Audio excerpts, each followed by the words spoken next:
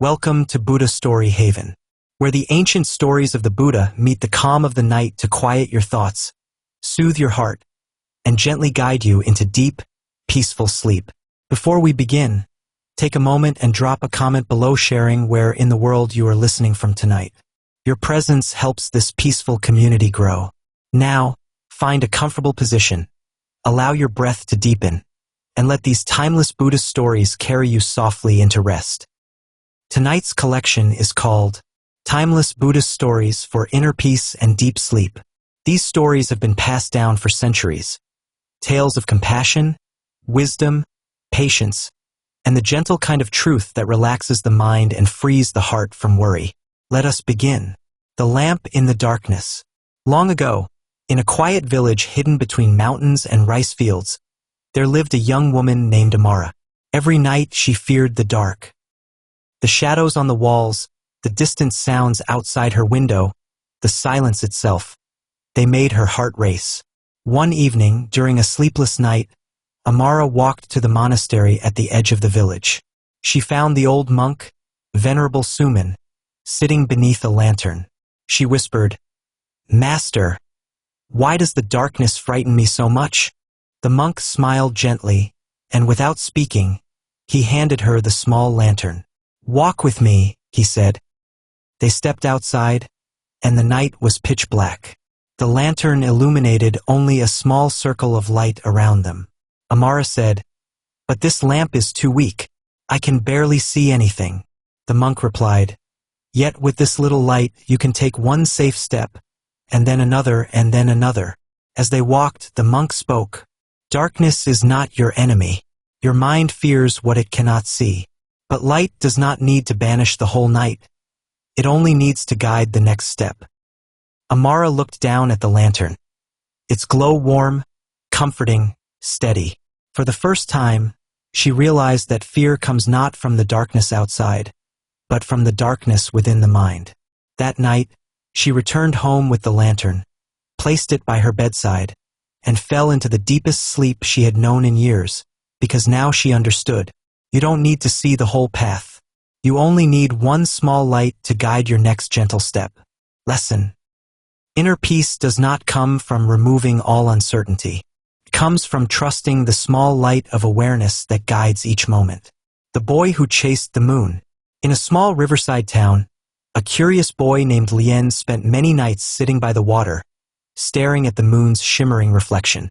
One night, he ran to his mother shouting, "Mother, the moon has fallen into the river. I must catch it." His mother smiled but said nothing as Lien returned to the riverbank. He reached out his hands and tried to scoop the moon from the water. He grabbed handfuls of shimmering ripples, but the moon always slipped away. Again and again he tried, splashing, reaching, leaning, until he was exhausted and confused. Finally, a monk passing by asked, "Child, what are you trying so hard to catch?" "The moon," Lien said breathlessly. "It's right here in the water, but it keeps escaping." The monk knelt beside him. "The moon you seek," he said, "is not in the river. It sits peacefully in the sky. Only your eyes place it in the water." Lien looked up, and there it was, perfect, still, untouchable. The monk continued, "Many people chase happiness like you chased the moon, thinking it is out there, in some reflection, in some desire, in something they can grab. But happiness is not in the world's reflections. It is above, within, unchanging." The boy sat quietly, watching the moon above him and the rippling reflection below. And for the first time he understood, what the heart truly needs cannot be caught by reaching outward but by looking inward. That night he fell asleep peacefully, remembering the moon in the sky, still, calm, steady, just like the true nature of his mind. Lesson. We often chase illusions, thinking they are real. But inner peace comes when we stop reaching outward and return to the sky within ourselves. The king who could not sleep. In an ancient kingdom surrounded by jade forests, there lived a powerful king honored and feared by all. Yet despite his wealth, his palace guards, his golden chambers, and the finest comforts in the land, he could not sleep. His mind raced every night, thinking of enemies, mistakes, possibilities, and the endless responsibilities that rested on his crown.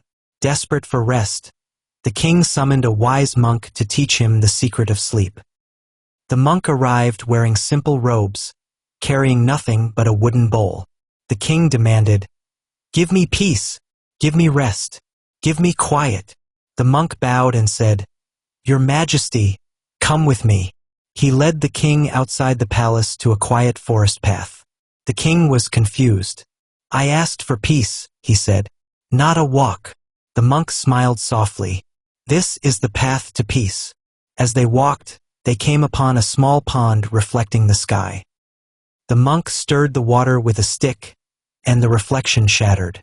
"Your mind," said the monk, "is like this disturbed water, always shaking, always restless, always reacting." The monk stopped stirring. The water began to settle. "When the water is still," he said, "the moon appears clearly. When the mind is still, rest appears effortlessly." The king whispered, "So how do I still my mind?" The monk replied, "Do not command it. Do not force it. Simply allow it. Let each thought pass like a ripple on the water, not stopping it, not chasing it." That night, for the first time in many years, the king slept gently as though cradled by the earth itself. He discovered that peace cannot be demanded by power, it must be invited by stillness. Lesson: true sleep comes not from comfort, but from a mind allowed to settle like water returning to stillness. The bamboo that bent but never broke. In a quiet valley surrounded by tall cliffs and winding streams, there grew an old bamboo grove. The villagers often came to the grove to collect water, rest under its shade, or simply enjoy the whisper of the leaves dancing in the wind. One year, a harsh storm swept through the valley. The winds roared like wild spirits, tearing roofs from houses and uprooting ancient trees that had stood for centuries. When the storm passed, the villagers surveyed the damage and noticed something remarkable. The tall, mighty trees had fallen, but the bamboo still stood. Some stalks leaned, some were scratched and bent, but none were broken. A young villager, curious and amazed, asked the elder monk who lived nearby, "How did the bamboo survive when the strongest trees fell?" The monk touched one of the bamboo stalks gently and said, "Because bamboo does not fight the wind. It bows, it bends, it moves with life instead of resisting it." He continued, "The trees resisted the storm. They held tightly to their pride, their strength, their firmness.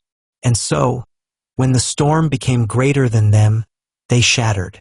He ran his hand along the smooth bamboo. "But this bamboo, it survives every storm because it remains humble, flexible, and open. It knows when to yield and when to rise." The young villager nodded slowly, understanding a truth deeper than the valley. That night, as he lay in his simple home, he whispered to himself, "Tonight I will be like the bamboo. I will not fight my thoughts. I will not resist the world. I will bend gently, and I will not break." And with that peaceful idea, he drifted into a calm, deep sleep. Lesson: inner peace comes not from resisting life but from bending with its winds, trusting that you will rise again just like the bamboo. The empty cup. In a bustling monastery at the foot of a mountain, a famous scholar traveled far and wide to meet the revered Zen master known for his clarity and wisdom. The scholar believed he already knew much about the world, yet he felt restless, unable to sleep, his mind crowded with thoughts, questions, worries, and theories. He arrived at the monastery exhausted. The master greeted him warmly and offered tea. As the master poured, the scholar began speaking nonstop, sharing his ideas, his knowledge, his problems, his solutions, his philosophies. But the master kept pouring, and pouring, and pouring, until the tea overflowed from the cup and spilled across the table. Alarmed, the scholar jumped back. "Stop! The cup is full. It cannot hold any more." The master stopped pouring and said, "Just like your mind." The scholar froze. "You are full," the master continued, "full of ideas, full of opinions, full of noise. Nothing new can enter. Not wisdom, not peace, not sleep. He placed the teapot down gently and said, "To find rest, first empty your cup." That night, the scholar sat quietly, placing all his thoughts aside, just for a moment, like emptying a cup before refilling it. For the first time in years, he felt a profound stillness wash over him. His mind, once overflowing, became spacious, clear, and peaceful, and the sleep that followed was deep and effortless, like resting in a soft cloud.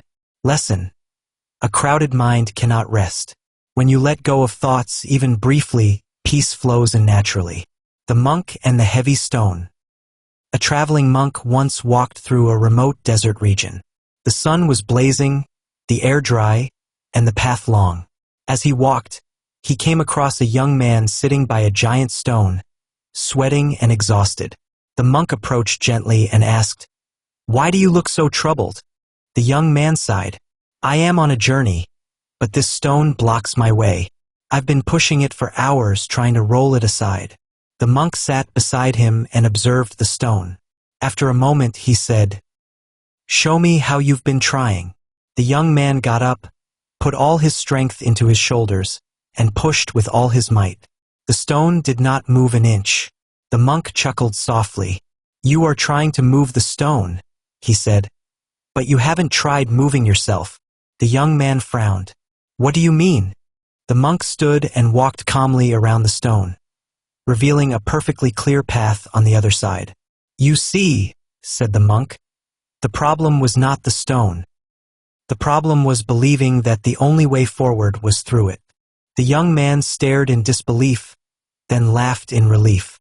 He felt the weight lift from his shoulders, a weight he had placed there himself. That night, resting under the stars, he slept peacefully, realizing that most of the obstacles that trouble our minds are simply stones we keep pushing long after we could have walked around them. Lesson: the mind creates unnecessary struggle.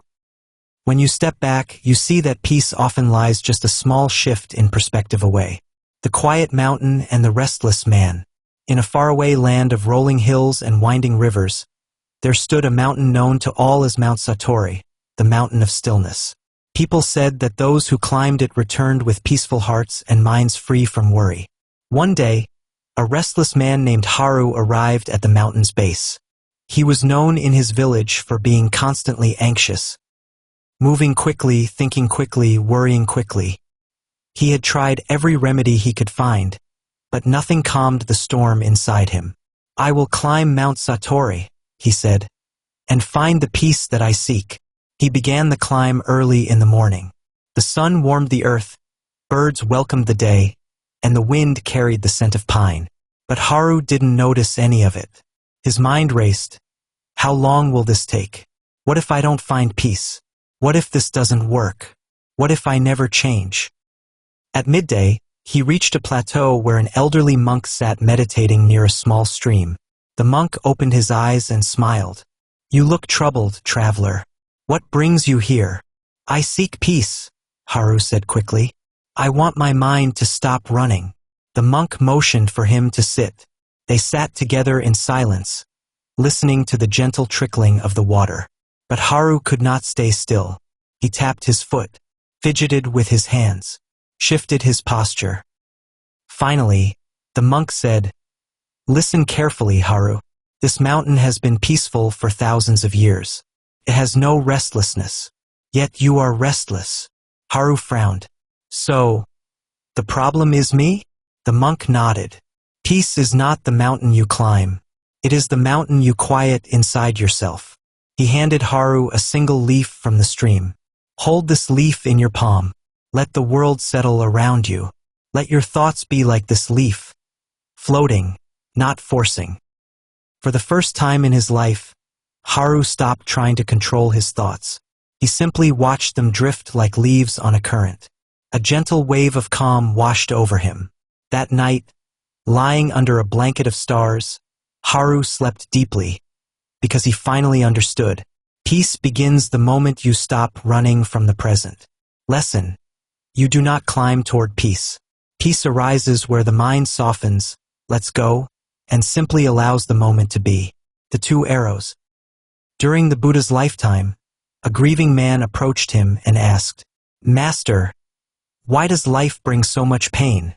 Why do our hearts suffer again and again?" The Buddha replied with a simple teaching, now known as the parable of the two arrows. He said, "When a person is struck by an arrow, it hurts. This is the first arrow, the unavoidable pains of life." He paused. But when the person becomes angry, fearful, resentful, or overwhelmed by the pain, that is the second arrow, the suffering we create in our own minds. The grieving man listened deeply. The Buddha continued, "The first arrow is reality. The second arrow is our reaction. We cannot always stop the first arrow, but we can learn to stop the second." He placed his hand gently on the man's shoulder and said, "When you learn to face pain with awareness instead of resistance, you pull out the second arrow, and your heart becomes lighter." That night, the man slept peacefully for the first time in months, because he realized he had been fighting arrows he didn't need to fight. Lesson: pain is a part of life, but suffering is the mind's creation. Peace comes when we learn to stop shooting the second arrow. The monk who carried the woman. One day, two Buddhist monks, a young monk named Jinpa and an older monk named Kensho, were traveling on foot to a distant temple. After hours of walking, they came to a river swollen from the rain. Standing at the river's edge was a woman afraid to cross. "Please," she begged, "I cannot get across. The current is too strong." Jinpa hesitated. Their monastic rule forbade touching women. But Kensho, the elder monk, lifted the woman gently onto his back and carried her across the river. The woman thanked him and went on her way. Jinpa walked in silence, but frustration brewed inside him. Finally, after hours of stewing, he burst out, "Master, we are monks. We are forbidden to touch women. Why did you carry her?" The elder monk smiled calmly. "Ah, Jinpa," he said softly, "I left the woman by the river hours ago, but it appears you are still carrying her." Jinpa froze, realizing the weight of his own thoughts. The burden he felt was not from the woman, but from his mind's attachment, judgment, fear, and overthinking. That night, Jinpa slept deeply, lighter than he had felt in years, because he understood, letting go is often easier than holding on. Lesson: the mind carries unnecessary burdens. When you release them, peace flows naturally like a river after the rain. The closing of the night. As we reach the end of this peaceful journey, let your breath soften again. Let your body grow heavier, and let your thoughts dissolve into stillness. You've listened to stories of bamboo bending in storms, moons reflected in water, cups emptied to receive peace, and minds learning to let go. These stories are not just tales. They are mirrors for your own inner world. Tonight, as your mind prepares to slip into rest, remember these gentle truths. You are safe. You are supported.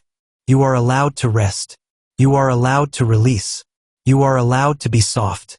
Let the night carry your worries away like leaves drifting downstream.